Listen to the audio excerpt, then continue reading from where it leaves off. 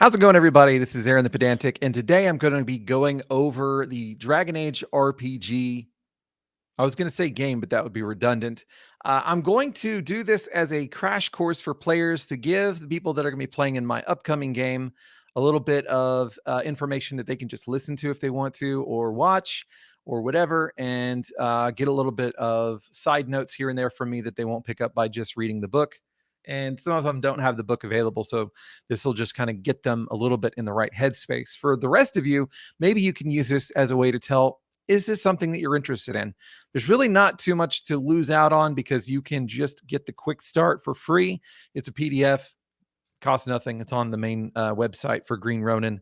And it's also got a little adventure on it. So you can just start playing with some friends for $0 and probably have a decent time. So without any further ado, let's get into this stuff. And I'm sorry, it sounds like I'm losing my voice. Okay, the first thing that we're going to go over is character creation process. Actually, before we do that, but let's do this instead. What is Dragon Age RPG? So first off, it is an RPG that was developed in order to allow you to play in the universe of Dragon Age. If you're not familiar with Dragon Age, I'm going to break down in just a few minutes kind of what that is. But those of you that are familiar, basically, this is a 3d6 system. You're going to need 3d6s. It doesn't matter if you are the person running the game or if you're just a player. This is all you need. And you need 3 of these. Now, what you need is you need to have 2 of one color and 1 of another color, or you can get one of the official dice sets that has the dragon die on it. The reason for that is because one of the die is special. One of the dice, you know what I'm trying to say. One of them is special. Whenever certain things happen, you look at what the result is on that die in order to tell how well you did or what kinds of options you have. That kind of stuff. So you need to have that in particular. Other than that, that's all you need. You don't need D4s, D20s, D8s, D12s, D10s. So, I mean, if you just have like 2 like regular white D6s that you use for, I don't know, some board game, you're already almost there. You just need 1 of a different color, perhaps, or maybe you just put markings all over it. I don't care. However you do you, boo. Okay. So it's a 3d6 system. It has a skill system. It uses some things that make it pretty customizable as far as things go, but you're only having access to 3 classes. And some people are it's going to be a love or hate kind of thing because there's this thing called the stunt system that means that from the very beginning, you can do pretty cool stuff fairly frequently, but it's random. It's all depending on if you roll doubles and how what your dragon die reads. Some people are going to love it, some people are going to hate it, but there are good and bad things about it. If you've played D&D, then obviously you're used to the fact that a D20 has a very straight spread. A 3D6 is going to have much more of a bell curve, so you're more likely to end kind of like in the center rather than get the highs and lows with your rolls, which means that you're going to be relying a lot more on modifiers in order to hit the higher marks whenever it comes to the more difficult stuff.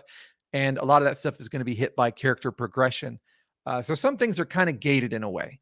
And that means that there is kind of a satisfying feeling of growth as your character develops. And you also, if you're a player, get to choose a lot of things as you level up. Pretty much every level you get to choose something, and you can get up to level 20. So that's quite a bit of levels that you can pick things.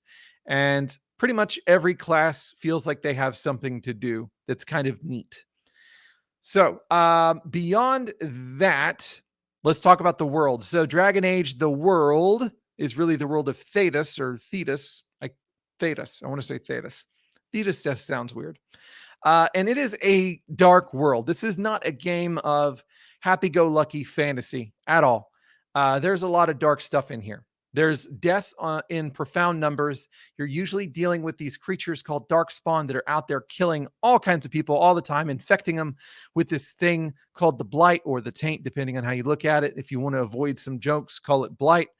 If you like having jokes, call it the Taint. And beyond that, though, there is a pretty deep history of slavery, of war and conquest and current current standing racism. Basically, elves are not treated well by pretty much anybody. And dwarves, they have a very deep caste system in their society. Everything is pretty deep. So this isn't going to be a kitchen sink fantasy type situation where the players come to the table and they're able to tell you how the world is. That's not how it is. The world has a very specific way of being. And I think that is going to be the biggest draw for people or the biggest setback. If you like the Dragon Age world, then this is the RPG for you, probably, unless the system is a total turnoff. If the system is a total turnoff, maybe you want to just take the world and adapt it to the system of your choice. But everything is well devised here to fit the Dragon Age world in every way conceivable. That's one of the things I really like about it. I'll go more in depth on the Dragon Age world perhaps later, but that's just kind of the general idea of it. So if you don't like dark stuff in it, you're probably not going to like it. There's also political intrigue and things like that. So it's not for everybody, but those who do enjoy it really enjoy it. And there are a lot of people out there that know Dragon Age because they loved the video games. Okay, so let's now go into the character creation process. You're ready to play, right? Well, let's look at what that entails. It doesn't take that much, not really. You're going to make a character fairly quickly. So first thing, it says to create a character concept. I mean, it's just a rough idea of what kind of character you want to play. I say skip this because I am just that kind of person. I say the real first thing you do is determine abilities. So the way that you do that is you roll 3d6, and actually we'll just go over the whole thing and then I'll get to that. So determine abilities, you choose a background. Background is actually very pivotal in this game because it determines what classes you can play. It gives you additional things that you get, and sometimes it determines what your race is and all that kind of stuff. So you can't be a mage and be a dwarf because all of the dwarf backgrounds preclude that. And that's because there's no such thing as a dwarf mage. That's just an example of the kind of thing that you're going to be dealing with. Once you pick your background, you pick your class, and then you pick your equipment, and then you calculate your defense and speed. You pick a name, which there are suggestions on what your names are going to be. Then the last one, again, this one is technically probably optional. I mean, I say technically, not by their terms, but it says to choose goals for your character and character ties. So this allows you to make your character a little bit deeper and to entrench them more with the other characters. This is not something I would typically do with an OSR game necessarily, but with this game, it fits a lot more. Your characters have a lot higher chance of survival in the early levels than they do in old school D&D, but they don't really rise to the epic proportions that they do in high level, especially modern D&D. So death is going to be on the table, but the characters are going to be a little bit more important. So this kind of stuff actually is something that I will probably recommend. So let's go ahead and look at determining your abilities. So the first thing that you're going to do is you're going to roll 3d6, no 4d6 or anything like that, just 3d6 straight down the line. When I say straight down the line, I mean that this is going to be in order of these scores right here. So you have communication, constitution, cunning, dexterity, magic, perception, strength, and willpower. Everything is going to fall under these categories. And once you roll your numbers, hold on to them. Some things, some games you generate the number and then you get the ability modifier and then you're done, like with that original roll. That's not how this works.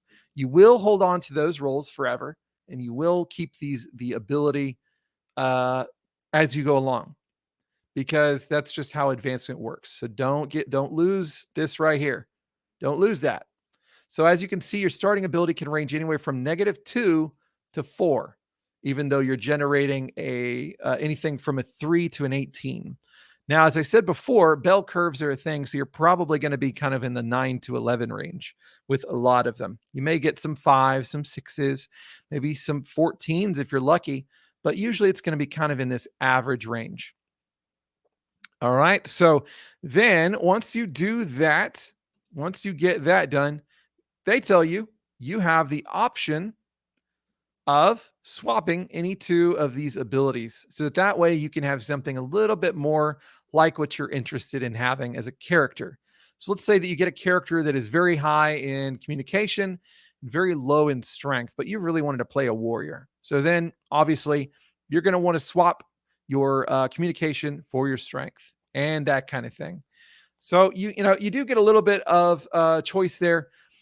There are some options if you want to do things a little bit differently, and that's just let people rearrange them as they want, or to just let them buy things with points, do some kind of point buy system. So that those are options that the GM can give you, but I don't like it. I say that even though that has absolutely no relevance for you or your table. I just don't personally like it, but you can do what you want. So then you pick backgrounds. Once you get this whole thing, you start picking backgrounds. So your background is going to determine a few different things. First off, it's going to determine where you're at in the world. And again, this is a concrete world, an assumed setting. It is the setting. And there's a lot of stuff that comes with it. So this means that whenever you are picking your background, this is deeply entrenched in your character. This isn't just just a few little features or anything. It's pretty serious. So read the background, understand it to some degree, and with it, you'll typically get a little bit of an ability increase. You'll get a couple ability focuses. Sometimes you get a choice. You'll get to determine your race sometimes. Sometimes it'll be determined for you depending on which one you pick because it's a racial background. You'll get to choose between a few classes, and you'll get to know which languages you speak and read. So that is what backgrounds will do. And here we have a list of the backgrounds that come with the game. Although, because we have a formula there, it's not too hard to make your own if necessary. There's a little bit of work to it because of the benefit chart and everything. But this will give you an idea of exactly how backgrounds work. So just as an example, the Anders survivor here is again a very specific background. The Anderfels is a nation in the northwest of Thedas, distant and remote from Ferelden, the home of the Grey Warden's headquarters, and one nation which the Wardens retain important political influence. So you kind of have something built in here. You're somebody who is a survivor from this region. It's a terrible, terrible place to live. Because of all of the raids and blights and all those kinds of things. Everything's just really nasty there. So because of that, you have a +1 to your Constitution ability, and you get to pick one of the following of the ability focuses, either stamina or climbing, and those fall under the Constitution and Strength abilities, respectively. So what that means is whenever you make a climbing check, you're going to be rolling strength, 3d6 plus strength. And then if you picked climbing for your focus, you add 2. That's what a focus does. If you get a focus twice, which you can do, then you add 3 instead of 2. So your bonuses are not going to be too intense, but that's because you're not using a D20. You're using a bell curve system. Okay, so what else do they get? They get to roll twice on this chart, this benefit chart. Each of the backgrounds has this kind of chart, and it's a little bit different for each one. So it's randomly determining what kinds of benefits you get.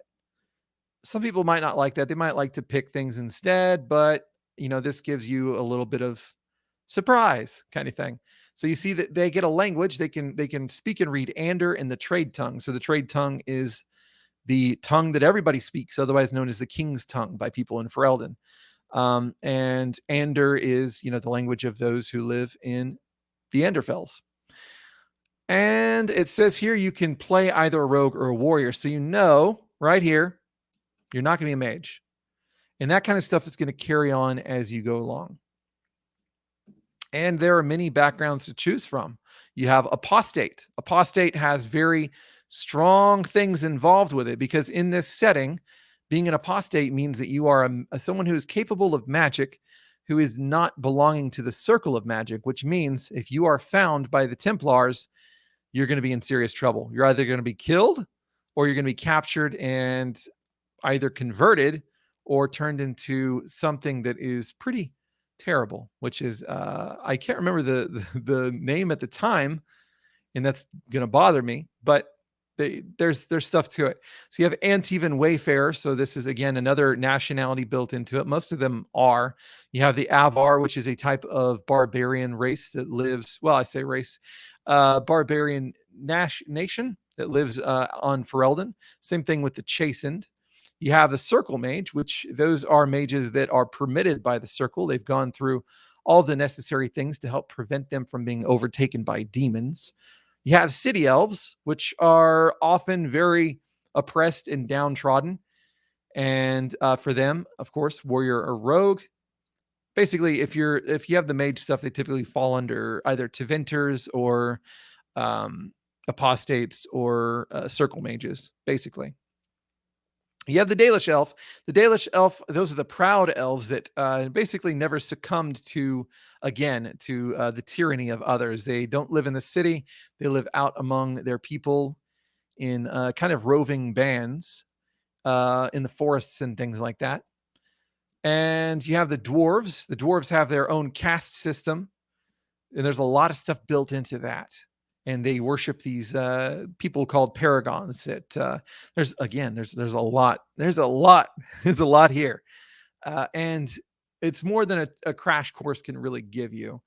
I would say don't be afraid of encountering all of this stuff, because there is a lot of lore. But the thing is people will be understanding at the table. If you don't quite know everything, is completely understandable. Just kind of know your background roughly and play into it. Do your best. And if there's something that's kind of weird that you say or something like that, people might be able to help you out. That's all I'm going to say about that. Odds are your GM might not know something that players might know. And that is okay. So you have another race that is in the world is the Qunari, who are a very strong warrior race, and they follow a very strict philosophy called the Qun.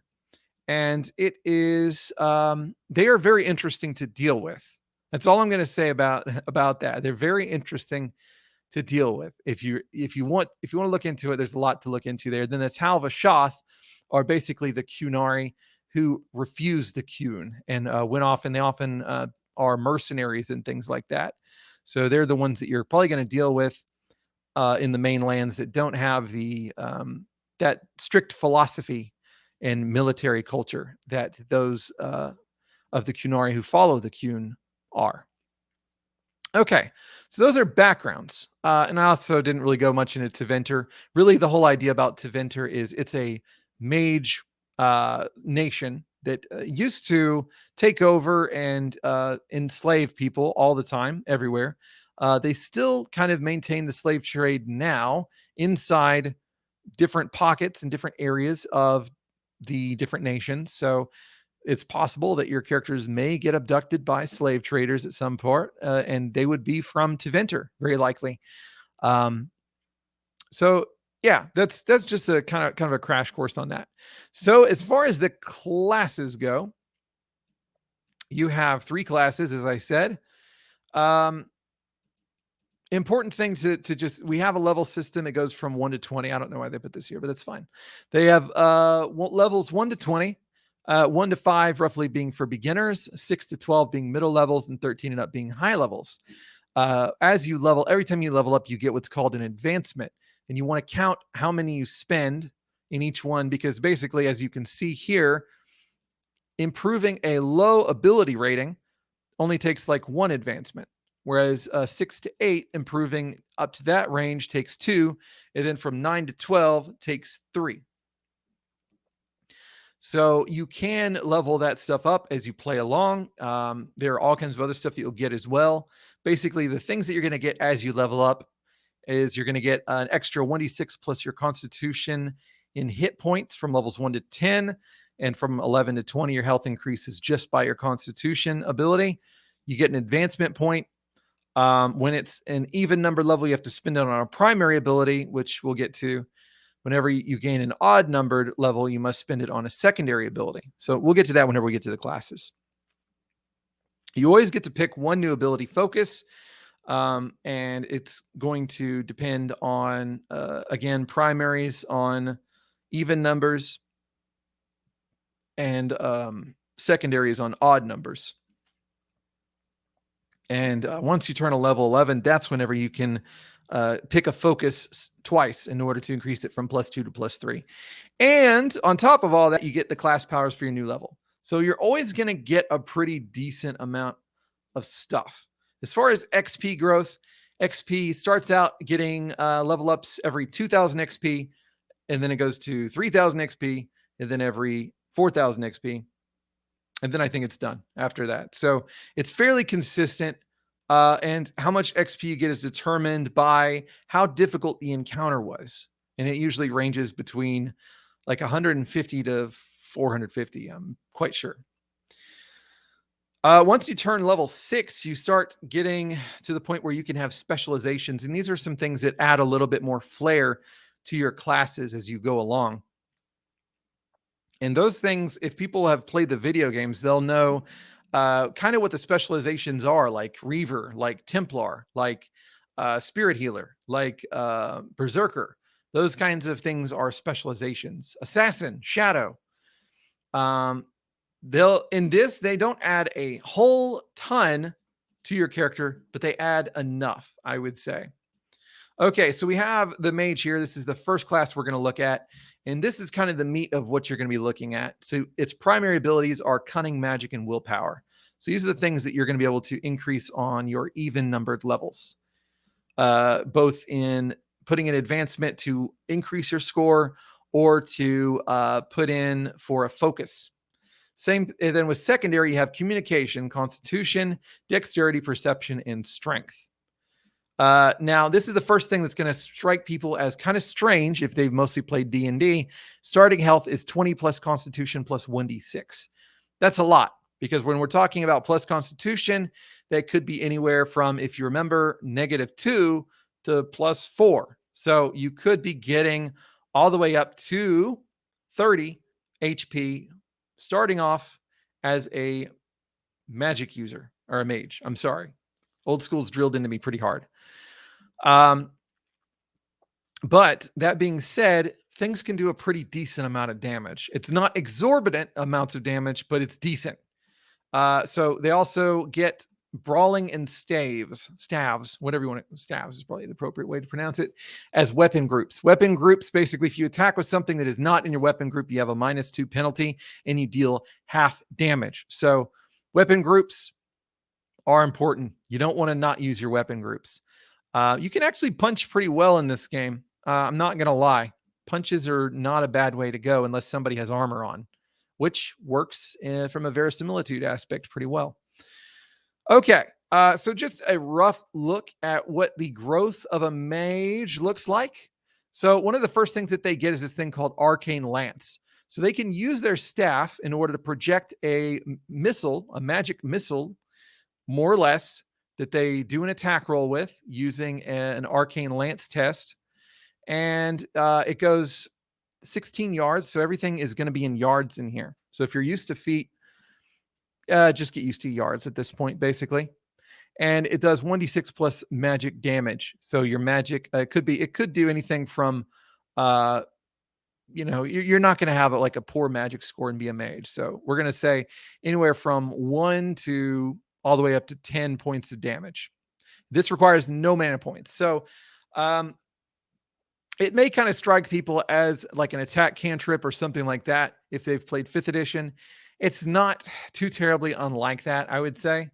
But because we're not using Vancian magic, it doesn't quite bother me quite as much. Okay, so this basically says you get 3 spells to start with as a mage, and you get to choose which ones. But as you level up, or as you look at the spells, you'll notice that each spell has a requirement section. And some of them will say none. Those are the ones that you can pick at first level. Some of them will say another spell name. Some of them will say specialization. It varies. So that's how that will work. They basically work like trees of spell learning. Some people may hate it. I think it's pretty cool because it makes your character, your mage, specialize in some ways or just be very broad. And you can go either way.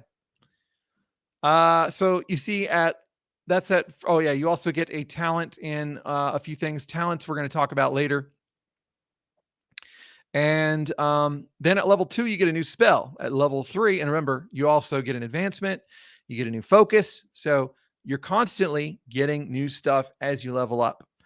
Level 3, you get a new talent in a new talent, or gain a degree in a talent you already have.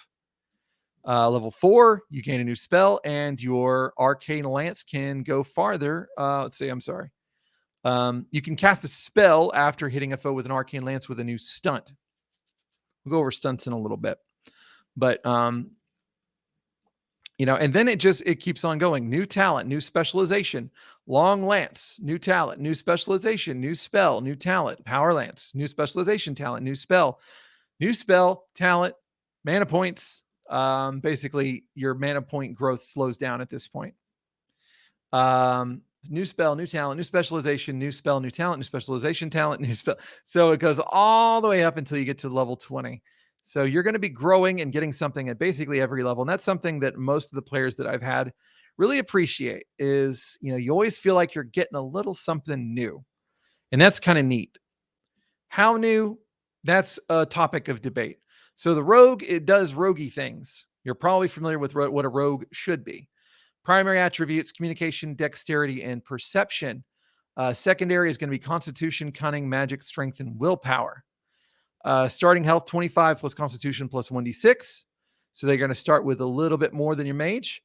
And weapon groups, they get bows, brawling, light blades, and staves. Interesting choice, right? They get staves, but they can't do the arcane lance or arcane bolt ability. So they do have a backstab ability that basically lets them do an opposed test. Now, this is something that may be kind of gamey for some, but it is what it is.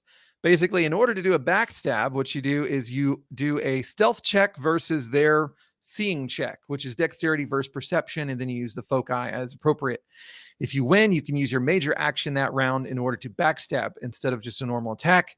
It's a +2 to the attack roll, and it inflicts 1d6 extra damage. Why is that really good? That's really good because damage reduction is a thing in this game. So sometimes your rogue might be the one who's doing a lot of hurt on these things. But you cannot backstab an enemy that you begin your turn adjacent to. So you can't just keep on doing this over and over on the same thing. This is how you close in on them typically, unless you're using something else. Now, rogues don't have any penalties for using leather, so it doesn't affect their speed. Other classes, whenever they use different armors, it affects their speed and possibly their dexterity. And you get some talents: contacts, scouting, or thievery. And then, as you can see, as they go along, they get some new stunt bonuses. And this is one of the things is you'll get access to the same stunts everybody else does. Sometimes you get new stunts based on your class, and sometimes you're just better at stunts than other people. This is one of the criticisms some people have with the system, is that it's so reliant on stunts and that it gets redundant, it gets old because you're using the same ones over and over. But it's also part of the reason why the game lets you do a lot of cool stuff pretty quickly on. So you keep developing new talents. Here you can, at level 4, you're able to basically trick them into letting you backstab them again.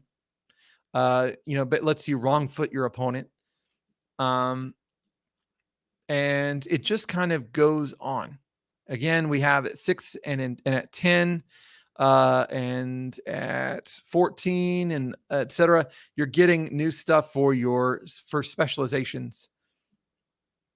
I'll go into greater detail on that later. Okay, the warrior. So the warrior, its primary attributes or abilities are probably not going to surprise anyone: constitution, dexterity, and strength.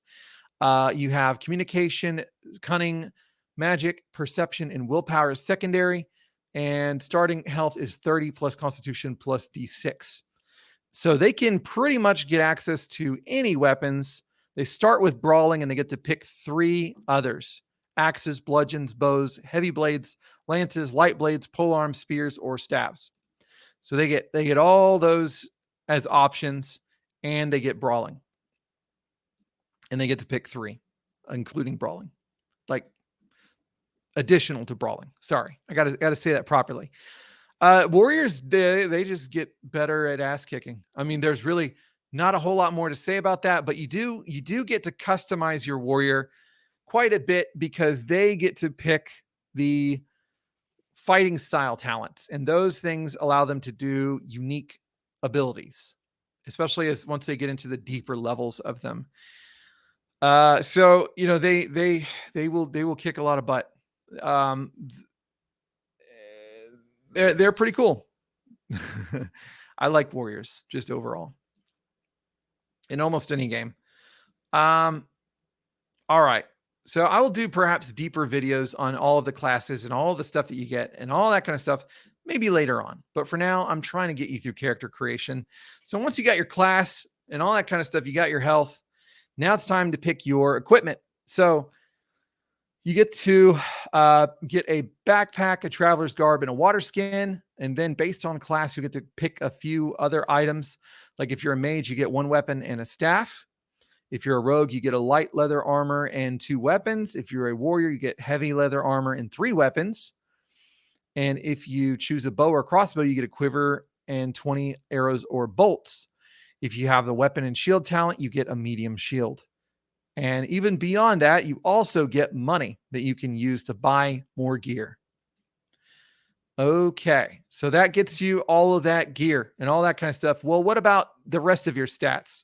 So you have defense. Defense is calculated by 10 plus dexterity plus shield bonus if applicable. So it could be as low as maybe an 8 if you're unarmored and you have terrible dexterity, or could be as high as, 27 if you have insane dexterity. You have the best heavy plate armor, and you've got a shield with an extra bonus from your shield mastery stuff. So it can get pretty high. Defense is basically armor class. If you've ever played D&D, defense is just armor class. Speed is going to depend on the race, and it tells you how many yards you can move. That's you can move that's your speed number. And the reason I call it that is because there's a little bit more about speed and how you use it later on. But basically, dwarves are going to move slower than humans, and Qunari, who are going to move slower than elves. And dexterity is going to modify your speed, and so is armor penalty. So you have to keep that in mind. And then this doesn't get into armor rating, but that will be a thing. You have some guidance on names. Where do they get the names? What are the inspirations and things like that? So you can come up with your own names that are not on the list, and all that stuff is here for the different cultures. So there you go with that. The last thing it suggests for you to do is to come up with goals and ties for your character. Tie your characters to each other so that they have something to do together. And then also you want to have goals for that character's growth. What are they going to be working toward? And a lot of that stuff, it really works out well in a session 0 type scenario. Okay, let me take a drink.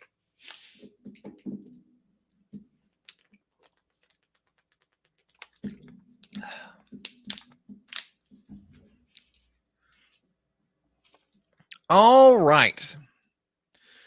So you have 3 types of encounters that you're going to encounter, ironically. You have combat encounters, exploration encounters, and role-playing encounters. So combat encounters are the ones that have the most codified rules, and those are the things that people are probably going to be having the most mechanical interaction with. Exploration encounters do exist, such as avoiding traps, puzzles, finding clues, overcoming natural hazards, delving into the environment, that kind of stuff. But I will tell you, this game does not really have the backbone structure, the skeletal structure for very deep wilderness exploration or anything like that. It's not included in the game. It's not really a facet of the game necessarily. If you are the GM, you could probably work that in, but as a player, you're probably not going to have to worry about that too much, other than just roll the die and say what you're trying to do. And you're probably going to be going on a fairly straightforward thing. Role-playing encounters are for conversation, intrigue, and investigation. Now, in order to determine how well you do in something, if there's a question of how well you do, that is whenever you pull out your 3d6 and you add ability and focus. So you have an example here of somebody doing a dexterity test in order to vault over a fence while on the run. And so they rolled 3d6 and they get a 10, which is 3 plus 3 plus 4. Adding dexterity of 3 because they have a high dexterity, and another 2 because of the applicable focus in acrobatics. So it ends up being 10 plus 3 plus 2, which is 15. And I know that that is a fairly decent number of modifiers, but it just gets to be a little bit second nature. Honestly, it really does. Now, well, it did mention here that they rolled doubles on the fence vaulting thing. That means that it's possible that they could do an exploration stunt. It didn't bring that up here because I don't believe that was in the original conception of the rules, but that is a thing. So we'll get to that in a minute. In fact, probably pretty soon. All right. So here's a description of basic test difficulty. So your routine stuff is going to be about a 7. A 7 on a 3d6 with any kind of decent modifiers and any kind of decent bonuses is very easy. Easy is actually 9. Average is going to be 11, which, as I told you, that's about the middle of the bell curve for 3d6 is about 11. So you should be able to hit that most of the time. And it goes all the way up to nigh impossible at 21. So that is test difficulty. Of course, you're probably not going to know that, but you may just think this could be, if it's really easy, it might be a 7. If it's super, super, super, super, super hard, it should be for my character. It could be as high as a 21, and I may have no way of doing this because even if you roll the best, the highest you're going to get is an 18, right? At least naturally speaking. Degrees of success can happen. That means, let's say you pass your test, and then you look at the dragon die, and the dragon die will say how well you pulled it off, which is going to sound kind of counterintuitive to some people who are used to, well, maybe I do it by, on my D20, I only had to roll a 12, but I rolled a 20. So I did it really, really well, right?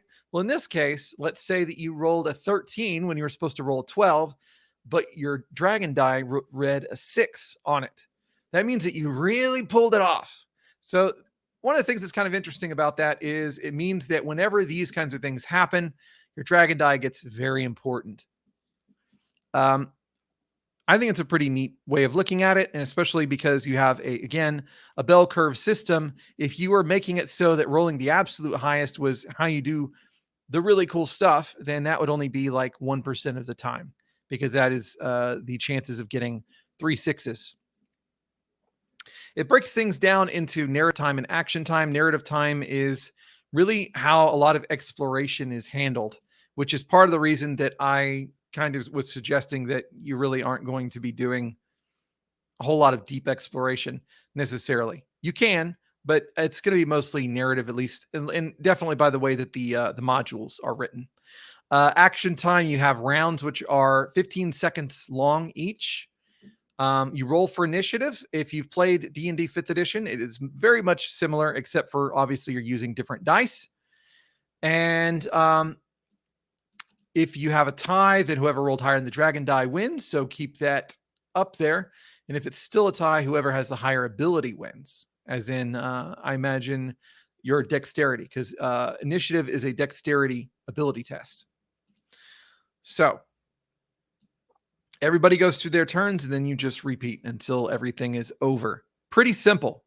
Okay, we're going to talk about actions. So you have 2 different types of actions. Well, kind of 3, depending on how you look at it.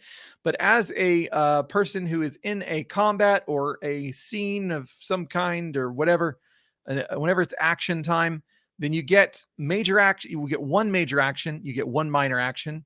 And then you can do like a free action. And a free action is usually just kind of like shouting or something of that nature that doesn't really do anything.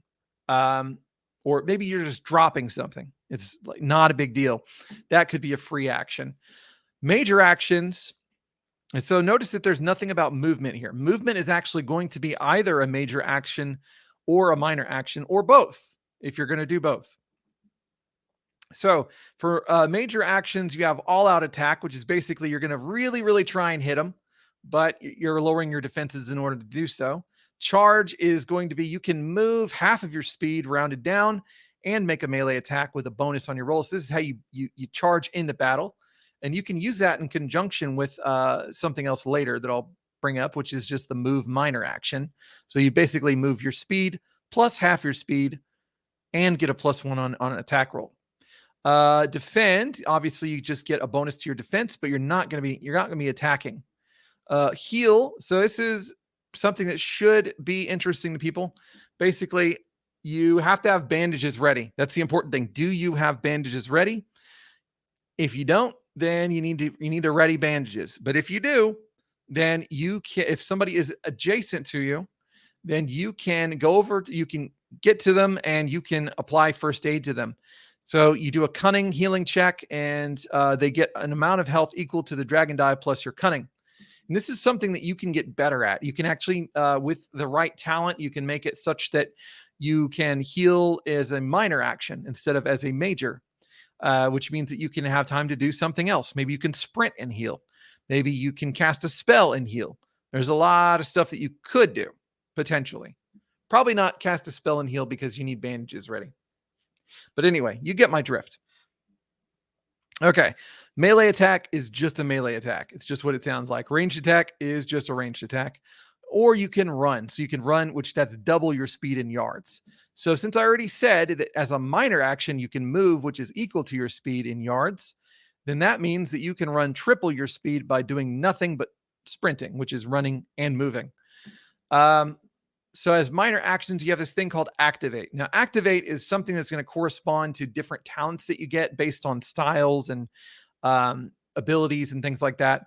Basically, you can activate attack styles or something like that. And it will put on an ongoing effect that lasts usually during the duration of the combat or until you disengage it. So it could also be potions. You can take aim as a minor action in order to improve your attack roll. It's only a +1, but +1 goes a decent way on a 3d6 system. I'm just going to tell you that. You can put your guard up.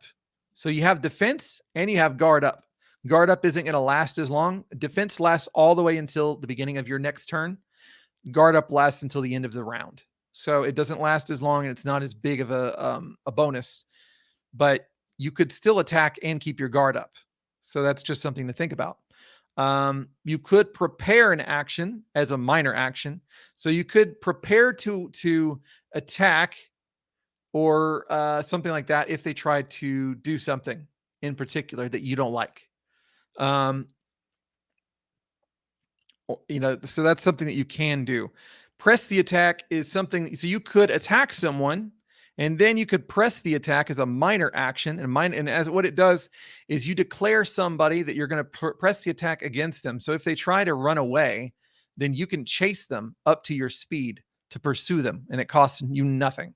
So that is one of the things that you can do, but you can choose not to do it if you change your mind once that condition applies.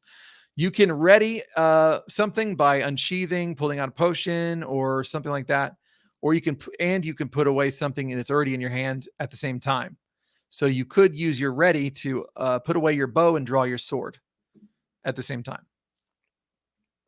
And you can stand firm as a minor action, which basically keeps people from being able to knock you back or knock you prone. Those are your basic actions, majors and minors. All right. So an attack roll is just an ability test.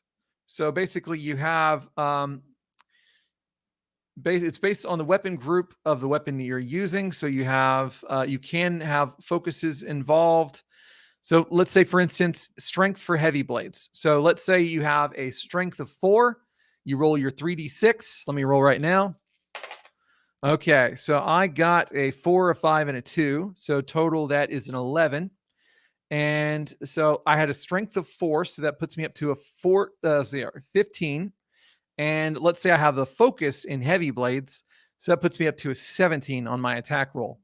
Very likely that's probably going to hit a lot of things, but maybe it doesn't. If the defense is equal to or less than what you roll, then you hit. If their defense is greater, then you miss.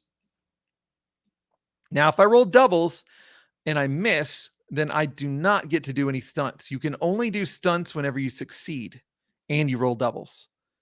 Okay, so damage. In order to do damage, once you hit, you roll however much damage you're supposed to. In this case, I was talking about heavy blades. We're going to say that I'm using something that does 2d6 damage. So I'll roll 2d6. I got 6 total. Then I'll add my strength ability. And I think I already said that my strength was 4. So 10 points of damage right now. And any other relevant modifiers such as talents and magic. So there are talents and magic and specialization stuff that can all increase your damage. And I mean, you can get weapons and things like that that increase your damage. And then see, here's where we're getting into some interesting territory. Subtract the armor rating of your opponent's armor. So whenever they have armor on, then basically you'll be subtracting the armor penalty or the armor number from their armor from your attack. So if I attack something that has 5 armor and I'm doing 10 damage, then it goes down to 5. But there are ways to do penetrating damage, which goes through armor, and there are ways to pierce their armor in order to do half. Basically, their armor is halved for the purposes of your attack. So in that case, the armor of 5 would get rounded down to a 2. So I would do 8 damage. So that's how that works. Okay, let's say you run out of HP. It will happen probably at some point. You are dying. If you get to 0 HP, you are dying, and you have 2 plus your Constitution in rounds in order to receive healing before you die. If you're dying, you can talk, but you can't do anything else. You die at the start of your turn on the final round, so the allies have until then to save them. So one of the things that you ought to pay attention to is if you have a -2 for Constitution, your next turn, you're dead. You're already on your last turn whenever you fall down. So how do people handle that? Well, you know, they can apply first aid in order to heal you. There are healing spells. And you can talk, but you can't do anything else. So since you can talk, you can probably drink a potion. So I'd probably say if people have potions, they may be able to heal you that way. I don't think I've seen a specific rule about that. There is no such thing as negative health. It's just a countdown. Now, there is a little bit more to it, though, because there's this thing called a coup de gras. If somebody is dying or unconscious, they can be killed by a coup de gras. So if you're adjacent to an enemy, you just perform a coup de gras as a major action, automatically kills the target. This is how a lot of characters die, is because you're unconscious, you're unable to defend yourself, and they run you through, and you're gone. If you are a ranged attacker, you have to do an attack roll for it. It's not automatic like it is if it's in melee. You have to roll against a defense 10, which is not very hard. So that is the coup de gras. That's how another way that people die. Either they bleed to death or they are coup de gras, typically. There are some other ways, but those are the main ones. Mounts, basically, there are rules for mounts. You can ride on a mount and you can get, I'm not going to go into the mounts too much on this one because it's not really that important. Just know that if you're riding on a mount, the enemy can choose whether to hit you or your mount. If you get dismounted, then you fall prone. And anytime that you fall prone, you're trying to get up. It takes a move action to get up, which is a minor action. So it does impact you in that way. And I want to say that if you're crawling, you can only move at half speed. So what else? Passengers don't have to move or run. They just they can do whatever they want. And this also is going to be the same rules for vehicles and stuff like that. Okay. Combat stunts. Here's a look at combat stunts. So remember I was talking about if I roll doubles on my attack roll, then I'll get stunt points. So these are a selection of combat stunts that may exist. These are the ones that are in the game. There are more stunts in class and monster descriptions. So these are not the only ones that exist. But these are the ones that are here. So Skirmish basically allows you to move yourself or someone else in 2 yards in any direction for every 1 stunt point you spend. So you can push somebody back. You can move yourself. You can do quite a few things with it. And that costs 1 point or up to as many as you want, really. Rapid reload lets you immediately reload a missile weapon. One of the things I didn't mention is that casting and reloading are actions as well. So with pretty much any kind of missile weapon, you have to perform a reload. And if you're using a crossbow, that's going to be a whole action, a whole major action. If you're using a bow, it's going to be a minor action. So what does that mean? That means that if you're going to move and shoot, then the next round you're going to be using your minor to reload and then your major to shoot again. And you're going to probably be on that grind until you get ahead of yourself by getting doubles, and then you can do a rapid reload in order to kind of, at that point, you're able to shoot as your major, and maybe you reload, maybe you do something else. You can kind of see what I'm getting at. Stay aware just lets them be aware of more stuff in the battlefield, which is kind of a neat thing to think about, because then, it only costs 1 point and they can do this. This to me means maybe I'm having some people hide in the shadows and they're waiting to do some kind of ambush, and there are some third-party group. Maybe if the person uses stay aware, maybe they get to spot them when they wouldn't otherwise. Knock prone, so you can knock somebody prone, and anybody who's prone, you get a +1 on the attack roll while they're prone. So they can't run, and they must use their move action to get up if they are prone. Defensive stance. These are all, I'm now into the 2s, by the way. Attack sets you up for defense. You get +2 to defense until the beginning of your next turn. Disarm, so you can disarm people. You can mighty blow for extra damage. You can pierce armor. So here's the thing that's interesting about pierce armor and mighty blow and other things of that nature. So mighty blow does an extra 1d6 damage on your attack. That's just 1d6. It could be 1, it could be 6.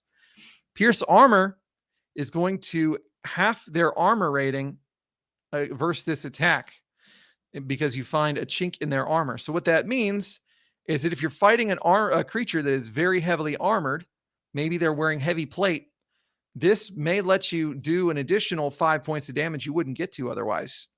Because this 1d6, it's kind of a gamble. If they're not armored, then mighty blow is probably going to be what you're going to be doing. So there is a little bit of thought that goes into that. Taunts, you can get people to suffer penalties on their attack rolls and casting rolls on the next turn based off of a deception check versus their self-discipline check. You can threaten them. You can do a lightning attack, which lets you do a second attack against the same enemy or another one within range and sight. So this is something you could do that could turn things pretty quickly, because you could do, let's say you're using a crossbow, you take your shot, you roll a 5, and maybe what you do is you decide to do a lightning attack along with rapid reload. So that way you get to shoot twice with your crossbow in one round, and normally you have to shoot every other round otherwise, because remember, it's a major action to reload a crossbow. So pretty cool stuff. The ways that you can combine these things are pretty cool. The thing to note, though, is I do not believe you can double up on anything in particular. You can only perform a given stunt once in a round, so you cannot double up on things. Seize the initiative. Basically, you can move yourself to the top of the initiative chain. Now, that doesn't reset the initiative chain. It just means that you'll probably get to go sooner than before. So that one costs 4. It's pretty neat. And then 5, you get 2d6 damage on your attack. So those are your basic combat stunts. Those are things that anybody can do, but some will do better than others as you go along. So healing, how does healing work? So the heal action, as we talked about before, basically they get Dragon Die plus Cunning if you pass the check in health back. This is something that is going to only help you so much. First aid will only help you so much. You can take a breather for 5 minutes after a combat encounter, and you get back 5 plus Constitution plus your level in health. But you can only take 1 breather after an encounter. If you were at 0 health after when the encounter ended, you cannot take a breather at all. You're just in a bad spot. You can get some sleep in order to get 10 plus Constitution plus level in health. Or you can receive magical healing. And those are the basic rules. I think that's where I'm going to end that for now. And I guess so next time I'm going to pick up with focuses, talents, and specializations. But as you can see here, focuses are your skills, your deep skills. And they're going to be pretty fun to go over. So I'm going to stop here because I got stuff to do. And I hope that this was helpful in some way. I know it was a lot. It was almost an hour, which, it's not a very short crash course, but you know how to play, don't you? At least to some degree. So next we're going to talk about the more specific stuff on building your character. Take it easy. Hope this was helpful.